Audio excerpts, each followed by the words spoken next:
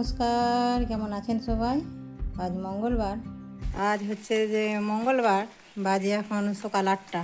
কাল থেকে তো বৃষ্টি হচ্ছে, নিম্নচাপের বৃষ্টি হয়েই যাচ্ছে। আর এই যে দেখুন, আজ কজন এসেছে বাড়িতে? 1 2 3। কী ব্যাপার?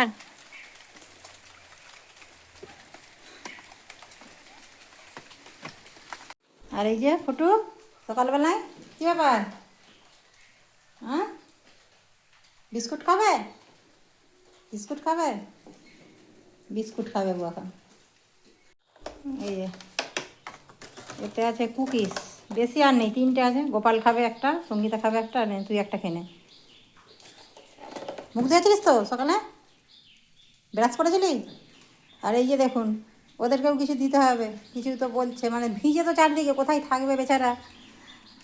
দাঁড়া, তোদেরকে দিচ্ছি কিছু। তুই দুটো খা আর তাকে দুটো দে। আয় আয় আয়, এনে এনে তুই দুটো নে। ভিজে তো আবার কোথায় দেবো, নে। আরে তুই ওরটা খাচ্ছিস কেন? তোরটা আছে এখানে, খা। দাঁড়াও, এনে তুই একটা নে। ভয় লাগে। আরে না, তুই একটা নে। আরে হচ্ছে একাই খাবে, ওদেরকে দেবে নি। এই যে এদিকে দুধ চলে এসছে সকাল সকাল, চলুন ওদিকে চা বসাবো। আর এই যে এইখানে হচ্ছে যে কালকে আলু কেটে রেখেছিলাম ঘুগনির জন্য, আর মটরটাও ভিজিয়ে রেখে দিয়েছিলাম। ভিজে গেছিলো বলে ফ্রিজে রেখে দিয়েছিলাম। বেশি ভিজে গেলে আবার একটু হালকা করে মানে কেমন গন্ধ টাইপের ছেড়ে যাবে, সেই জন্যই আর কি। চলুন এদিকে ঘুগনির মটরটা আগে সিদ্ধ করতে দিয়ে দিই। দিয়ে তারপরে হচ্ছে যে ওইদিকে একটু পেঁয়াজটা কেটে নিলেই হবে। আদা রসুন তো একটু বাটা রয়েছে, ফ্রিজে বেশি করেই বেটে রেখে দিয়েছিলাম। তখন আর হচ্ছে যে আদা রসুনটা বাটাটা ঝামেলা থাকবে না। ঘুগনিটা হচ্ছে মুড়ি খাওয়ার জন্যে, মুড়ি খাবার ঘুগনিটা একটু বেশি করেই করছি, সেবেলার জন্যও রেখে দেবো। ওই 2টোর মতো সিটি দিয়ে দিয়েছি। ওটা ততক্ষণ ওইদিকে বসে থাক, ওর ভিতরে এই ভাবটা যখন আস্তে আস্তে ঠান্ডা হয়ে যাবে, তারপরে হচ্ছে যে ওটাকে নামিয়ে নেবো। এদিকে আলুটা দিয়ে দিয়েছি ভাজতে, এই যে। আর ওইদিকে হচ্ছে যে গোপালের বাবাকে পাঠিয়েছি বাজারে, একটু বাজার করতে গেছে। বাজার বলতে ওই টুকটাক একটু হয়তো সবজি আনবে কিংবা মাছ আনবে, তারপরে আলু পেঁয়াজটা আনতে বলেছি।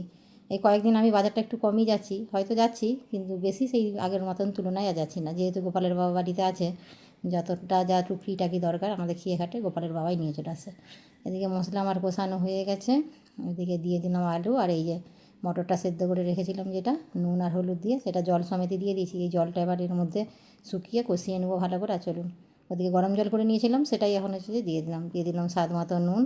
এবার এটা ফুটে গেছে আর আলুটা সেদ্ধ হয়ে গেছে না, গিয়ে দেখি দাঁড়ান। আলুটাও খুব সুন্দর সেদ্ধ হয়ে গেছে। একটু ঝোলটা বেশি বেশি রেখেছি, ঘুগনিতে একটু ঝোল ঝোল রাখলে কী হয়, ঘুগনিটা যখন ঠান্ডা হয়ে যায় একটু ঝোলটা কমে যায়, সেই জন্য একটু ঝোল ঝোল করে পাতলা করে রেখে দিয়েছি। এই যে আলু পেঁয়াজ আর কি, আলু পেঁয়াজ। হ্যাঁ, তো আবার কি দিয়েছে? 400 টাকার বাজার চলে গেল। 400 টাকার বাজার চলে গেল খরচা। খেতে হলে তো বাজার করতে হবে। আমি খাবো না, আর কিছু বাজার করব না, তাহলে কি হবে? ঠিক আছে, ঘুরে মুড়ি কিনতে পারবো। ওকে। কি মাছ আছে দেখি।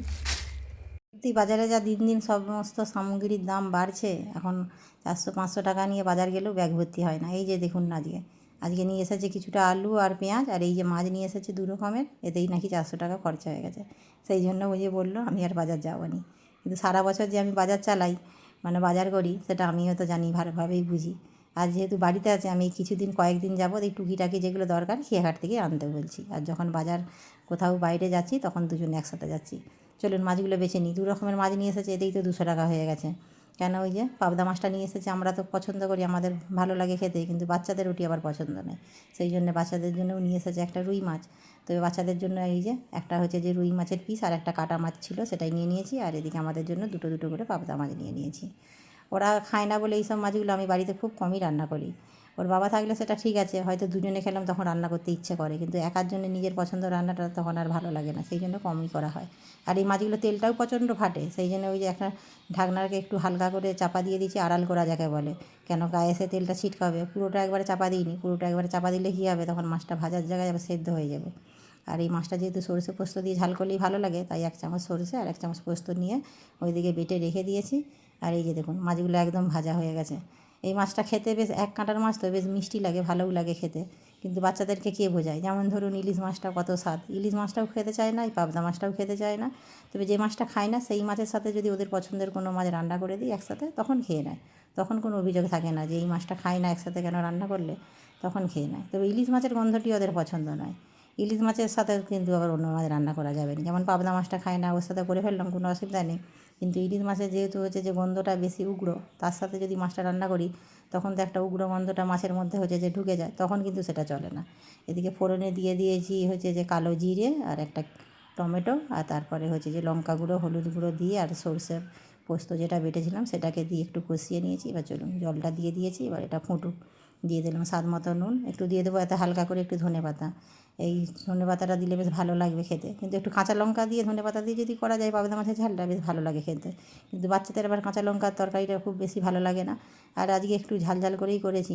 এই যে একসাথে দিয়ে দিয়েছি, ঝোলটাও ফুটে গেছে। চলুন এবার নামিয়ে নিই। নামানোর আগে ছড়িয়ে দিলাম উপর দিয়ে একটু ধনেপাতা কুচি, বাস।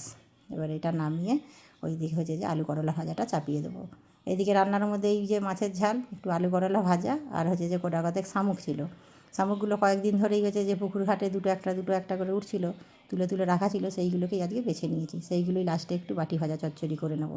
ওদিকে হয়ে গেছে আমার আলু করলা ভাজা, আর এই যে শামুকগুলো যেহেতু বাটি চচ্চড়ি করব, এদিকে পেঁয়াজ আদা রসুন বাটা একটু একটু করে, লঙ্কা গুঁড়ো হলুদ গুঁড়ো, আর এই যে কাঁচা সরষের তেল, স্বাদ মতো নুন দিয়ে এই শামুকগুলো যে বেছে রেখেছিলাম সেইগুলো দিয়ে দিলাম। এবার জল দিয়ে দিয়েছি পরিমাণ মতো।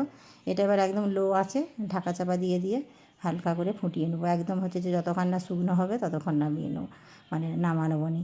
এই যে একদম হচ্ছে যে শুকিয়ে একদম চচ্চড়ি চচ্চড়ি মতন হয়ে গেছে। এবার উপর দিয়ে হালকা করে গরম মশলা একটু ছড়িয়ে দিয়েছি, এবারে নামিয়ে নেবো। এটা খেতে খুব সুন্দর লাগে খেতে, আর বিশেষ করে আমাদের গোপালের ভীষণ পছন্দ। এটা ওই যে গোপাল ওই জন্য বলে এইগুলো হচ্ছে যে শামুকের বাটি চচ্চড়ি। চলুন হয়ে গেছে, গোপাল তো স্কুল থেকে এসে খাবে, ও তো স্কুল গেছে, ওর জন্য রেখে দিয়েছি। এখন হচ্ছে যে ভাতটা বেড়ে নিই। চলুন চলুন তাহলে ভিডিওটা তাহলে আজ এখানেই শেষ করছি। কেমন লাগলো অবশ্যই জানাবেন। আপনারা সুস্থ থাকবেন, সাবধানে থাকবেন। দেখা হবে অন্য কোনো ভিডিওর সাথে। আর যদি ভালো লাগে একটা লাইক করে দেবেন।